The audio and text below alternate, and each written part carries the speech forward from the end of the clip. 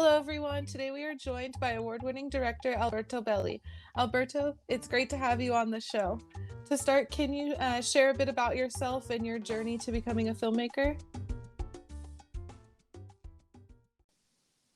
Yes, hi. I was one of those kids who always wanted to be a director when I was a kid. I saw Jurassic Park on the big screen and I was like, oh my God, dinosaurs are real. And I want to, do whatever that make happen. Like, I didn't know, what a director was or, the various jobs. So I always thought, oh, I just want to be part of whatever that was.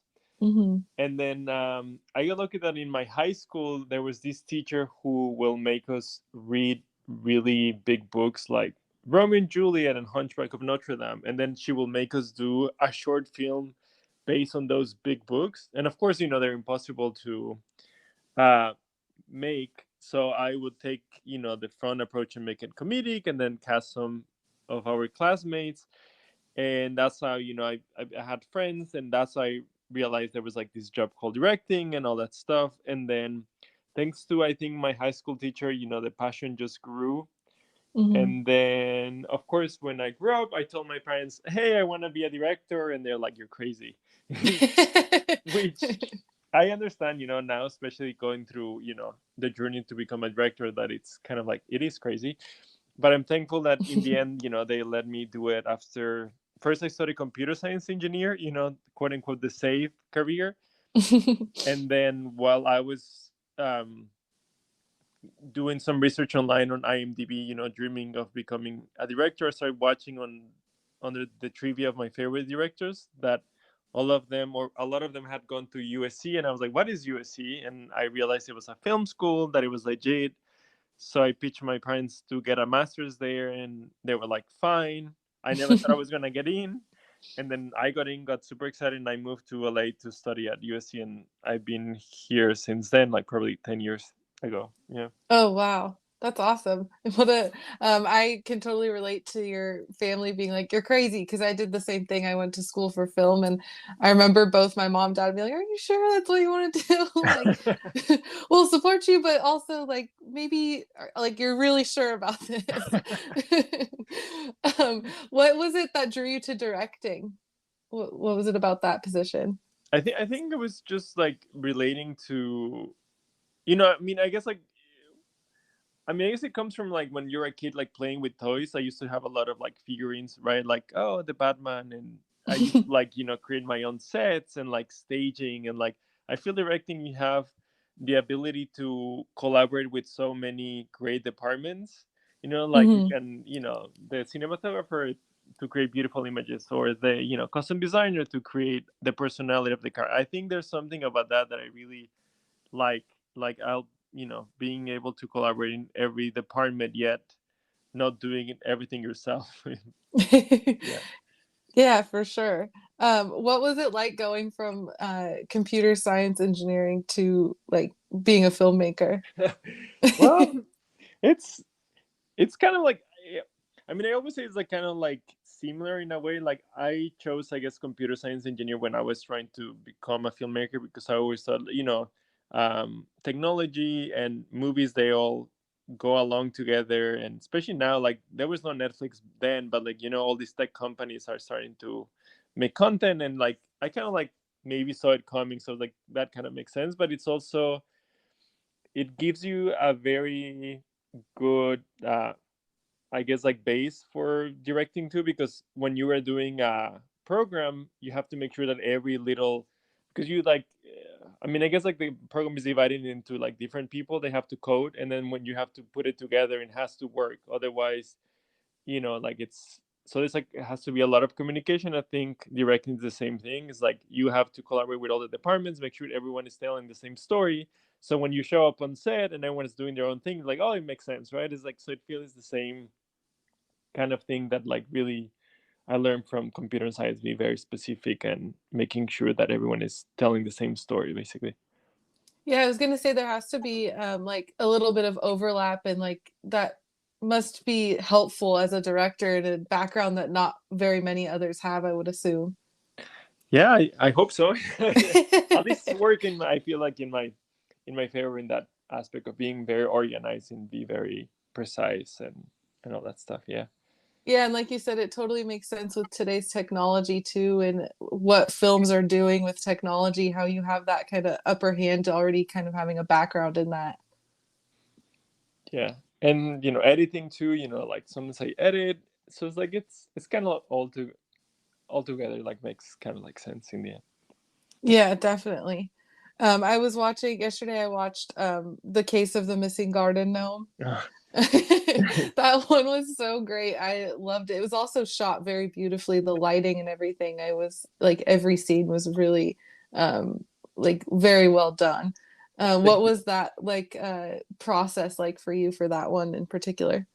Oh, that one was my thesis film from USC, which it won like a student Emmy, so it was a lot of fun.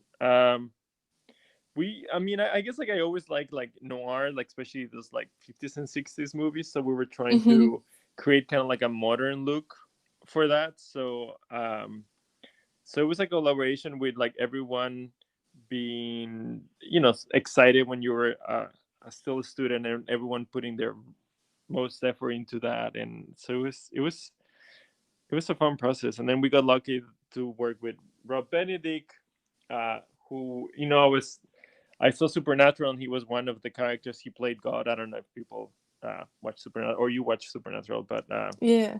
he played God. So I was like, oh, he will be perfect. And then got really lucky that he read the script, fall in love, and he agreed to do it. And he was always very supportive and very giving everything he could on set. So it was a great experience. I have fun memories. Yeah, I could imagine watching it. I was like, this must have been so fun to be a part of because that story was so unique, but I also definitely got that noir feeling like you were talking about. Just the way it was shot and even the story and everything was really, really fun. Oh, thank you. That's Yeah. good. Yeah. I also saw that you co-founded a database called Latinx Directors. Is that right? That is right. Yes. Yeah. Would you mind telling us a bit about that and your like inspiration behind that? Yeah. So the DGA usually, the Directors Guild of America usually has like this annual meeting that you have to go, otherwise they find you. Oh So, wow.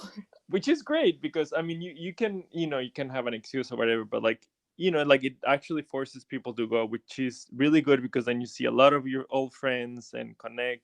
And I was there during the break and talking to Joel Novoa and Diego Velasco, and we were looking around the room, and we realized that there were like so few Latinos amongst, together, right? Because usually Latinos just come together and like start talking, and we're like, what if we, start doing this website? Because the excuse is always from executive that like they cannot find us, right? Like it's like, Mm. why you didn't hire a Latino director? It's like, oh, it's like so hard to find, and like whatever, and like okay, so we're gonna do this. We're gonna create a database that you can search, so it's very easy for any executive to find us, and that's how it came together. Like that was probably like 2 years ago, because the new meeting is coming next week actually.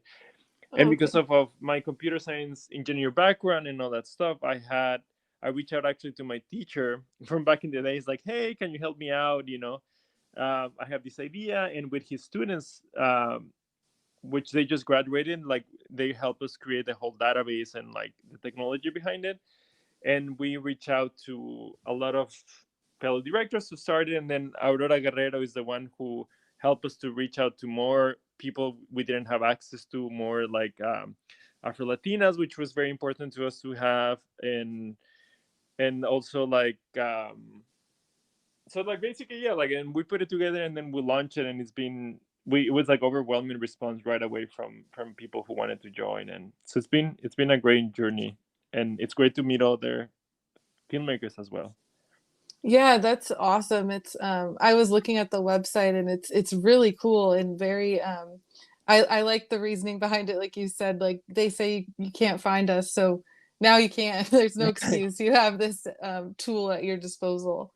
Exactly. And then the Logan is like hashtag no more excuses, so it's like hopefully you don't have excuses, but it's Yeah, that's amazing. And you awesome. said you've gotten like a really great overwhelming response with it.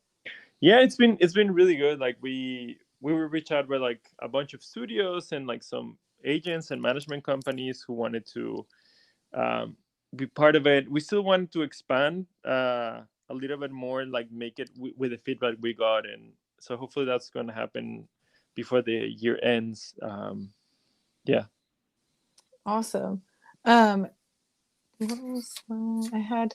Oh, I saw also that you're working on your first feature, correct? Yes. Yes. The, how is the what's the how does that feel to go from, I know you did a lot of shorts and like very viral shorts that are, some of them are really hilarious that I was watching yesterday. The HBO one in particular really got me. um, so what's the, like, how different is that process for you? um, I mean, it's kind of like the same thing. It was just more complicated because we shot it during COVID, but it was, Mm, so it's like kind of like full circle. Like right after um, film school, I was trying to. I mean, and the reason I make those viral videos, and I just got lucky that went viral, but I was actually trying to get a green card because right mm. after you graduate, and a lot of the requisites for the green card, you have to have a lot of press. And I was like, what if I go viral and then hopefully, you never know. And then somehow it worked. And I had like 3 consecutive viral shorts that year. And one of those was written by Jim Mahoney, who became my friend after that short film, and then he wrote the feature film. So he has his Mm, own great journey. He was from that, then they ended up he ended up co-writing with Zach Lewis, who's also wrote the HBO parody. They did Klaus, the Netflix animated movie that was nominated for an Oscar and all that fancy mm. stuff. So after that, it was like he had like already we kind of like developed the feature together. He pitched me this idea over coffee and is like, hey, I just played this game with my friends while we were drunk. I think there's something about that, making a feature about that. And I was like, that sounds awesome. And then once in a while we check in with him like, hey, how's the script going? And then he was actually like developing and sending me stuff. And then after the clause thing happened, we got lucky that the script was ready, and then we were approached by a production company. We had it, and then we shot it, and it was great. Like, but in terms of like directing, it's like I always approach it the same way. It's all about characters and motivation, so it's kind of just the same thing, but just longer days. And you said it was in the middle of COVID, correct? That you were Yes. shooting, or Yeah, yeah. how was that experience for you? uh Well, it was awful because the second day we got like, to be perfectly honest, like the second day we got false positive, and it's like a small indie project, so it's not like a studio where you could be like, oh, it's put on hold to figure things out. It's like so we got really hit hard because we had to shut down the production the second day, Mm. figure it out. It was an actual false positive, then bring back the project together. So we ended up, going cutting a bunch of pages from the script to make it work. But at the same time, it's like because all the circumstances, it also kind of like brings everyone together. Like everyone is like going through these crazy emotions, right? So it's like everyone is there to collaborate, and it's like it feels like everyone is like more focused and everyone is very attentive. And it was so overall, it was a great experience, but it was bad in terms of, I would say, budget and constraints and the scary thing of like, oh no, someone has COVID. And yeah. Yeah, yeah, definitely. I've heard that a couple times too, that it, and even in my own like experience, that it was such a like horrible time and a lot of bad things were happening, obviously, but at the same time it definitely brought people closer as well, and like bringing your community together to work towards something. Like especially even in my own work and other filmmakers I've talked to, that's been a common theme, is that it's been almost a positive for the crew in general. Yeah, for sure. Like you feel like you're like in the same boat, with the same emotions. So it's yeah, it's a whole thing. Yeah, I've heard also with the festivals, I've had a couple other people tell me that the festival, like the like format of them online has been really helpful, because you can actually, like, people who weren't able to like go to them, or like in person, now had this access online, which totally changed that experience. Yeah, that part, like I really enjoy about like the film festivals. I hope they keep, both, like like the one that you can actually go so you see the reactions, but I also there's something about, especially like with a short. I did like a short with my wife called After All Vacation, and it was like doing the festival circuit, and then like whenever like a festival is going out, we will post it, and like a random person, Facebook, right? Like a random person I haven't seen in like, I don't know, 10 years from, I don't know, France, like they will see the link, and then like somehow ended up, wanted to watch it, and they would like send really nice emails and complimenting stuff. So I was like, oh, that's something that I never expect would happen, with a film festival. So I do hope they keep that part, because then it's more inclusive and you get more people to watch your work, and it's fun. Yeah, for sure. It's like it allows for more exposure, and then also just for other people to learn more about films outside of what they see like commercials for on TV, which I think is like so important to be exposed to other things other than the big Hollywood budget films. That's for sure. Yeah. Yeah. Yes. What are some of your like goals as a filmmaker? Like what was the like feeling behind going into film? Do you have any like goals for people that see your films, what you want them to feel? Um, I mean, I'm usually a very, uh, I would say, a simple man.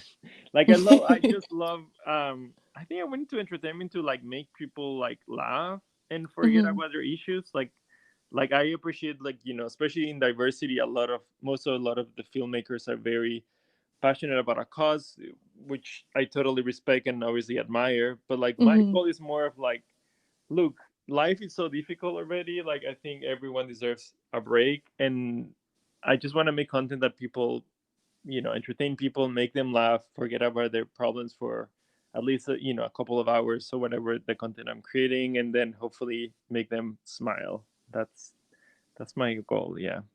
Yeah, I mean, I'd say that's just as important as any other one. Like we all need laughs and smiles, and I think entertainment is there's supposed to be that side of it. So I think that's really great that it's just as simple as making someone smile because that is so important. And like even what we've just experienced this past year, like having something to laugh about is so needed. So I think what you're doing is still just as amazing as anybody else in the that industry with a different goal. I think it's really awesome that that's what you want your content to be. And I think it Awesome. works. I was watching that Garden Gnome one yesterday, and I was definitely smiling and laughing along with it. So you definitely Thank do you. a good job at Thank you. I it. really appreciate that. That actually makes me really happy. Yeah, because Yeah. Yeah, I mean, I think like I said, needing something to just escape reality sometimes is so necessary. And if everything was so serious, it wouldn't be entertainment, you know? yeah, especially like, yeah, like, yeah, I think we went like right before the pandemic. Everything was like so dark, no? Like every series was so serious. Like I think we're getting like hopefully going back to like just fun entertainment, like, right, like they all like The Office on Parks and Recreations, and like Yeah. it's just like, it's like, or even Friends. Like it's really hard for now to have those shows. They all want to have like a very meaningful thing, and it's like sometimes you just want to have a break. And I think we're going back to hopefully slowly into that area for to have both, right? Like to have also very meaningful things, which is important, and also fun stuff. And I know, like, and I guess like also for me it's like important, especially right now, like what I've been doing a lot with my latest projects is like have like kind of like also like Latino leads, but like in a non very, like in a fun way, right? Like because we're Hmm. so used to seeing the immigration stories, or like the struggling family, or like, like again, like those stories are important, but I also want to show like, oh, it's just like, you and me, like, we have a family and we live, like not in fear of getting deported, like, like showing all like Hmm. different stories that I think especially is very important for the, the audience to see us in a different light, right? Because if we keep showing Hmm. them the same story again and again, that's the reason people have these images about Latinos in general. And I think it's important to change how we're looked at, and so I'm trying to create content that it's just also fun, and they just happen to be Latino leads, but it's not a, Hmm. like it's not necessarily like a specific Latino story. It's just like, oh, they're like you and me, and like Goonies with Latino, like I don't know, like Yeah. fun, like, because I love those movies, like, or Indiana Jones with a Latino lead or whatever, like just they just happen to have fun in life. Yeah. Yeah, definitely. I completely agree. And I think that's so important as well to just see different perspectives represented, whether it be something serious or just like you said, as simple as just a family that happens to be Latino. I think the exposure to those kinds of films as well as the other like very serious and um, stories, like you said, like of immigration, I think they're both just as important. We can't just see the same stories over and over again. Yeah, and hopefully soon. I mean, In the Heights is coming soon, which is exciting, and West Side Story. Ah, Um, yes.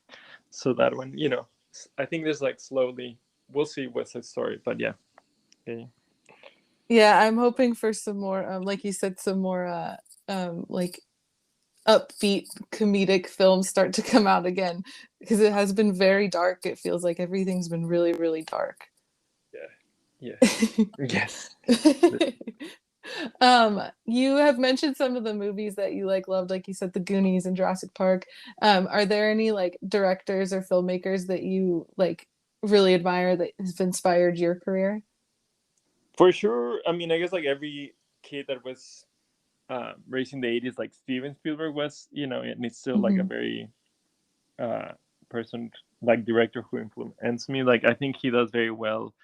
Again, like write entertainment like Jurassic Park, but then he can go and do something like Schindler's List. Like it's like Hmm. his ability of telling that is like something I really admire and aspire to do. But also Alfonso Cuarón, for example, I love his diversity of work. Like that will be my dream career too. Like going from into Mamá También, and then he goes Harry Potter.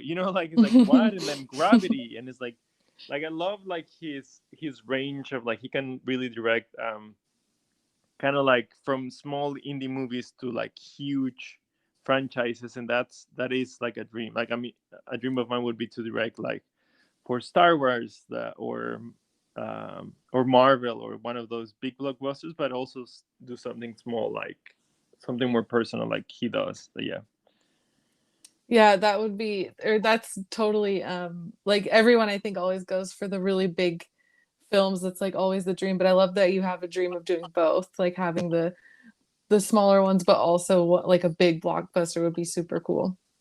yeah. There's something about making small movies, and I think Cuarón, like that's the reason he made Roma, and he it's a very personal movie for him. Like there's something about that I feel is like also needed as a filmmaker, like big movies and small. And I think he's the best example of that.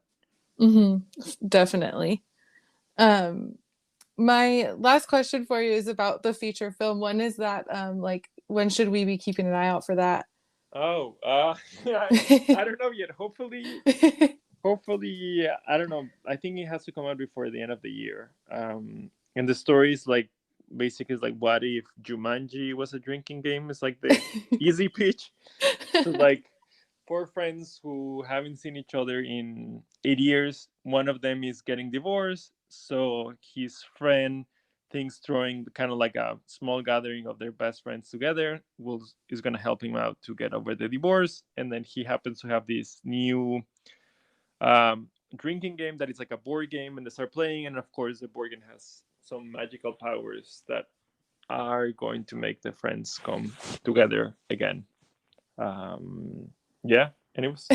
So hopefully, people will laugh and cry and love it. It sounds like a really fun story. Anything with a drinking game, I feel like has got to be fun to watch. Oh, thank you. I hope.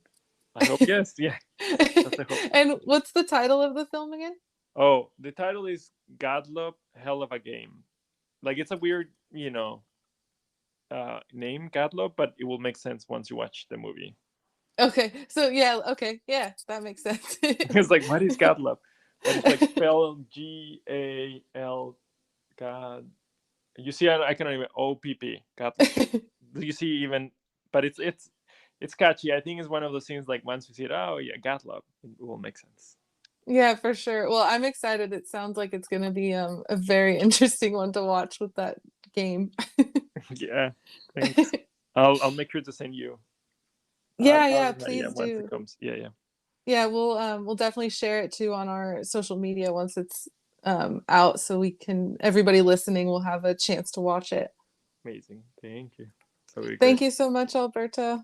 No, thank you for inviting me. It's been great, and thank you for all the work that you also do. You know, to highlighting different like Latino talents and in all the different spaces, which is I think it's also very important and needed, so they can see us how talented we all are. Right? Yeah, definitely. Thank you so much. I appreciate it. It's so fun to talk to people of all walks of life. Has been really fun. So it was really great to have you on and have a comedic filmmaker this time. It's a different one than what we had last time. So it's really great to have that diversity. I love it. Yeah, yeah. Thank you so much. Thank you to everyone listening, and thank you to Alberto. We'll see you next time here on Go Ahead Tell Me.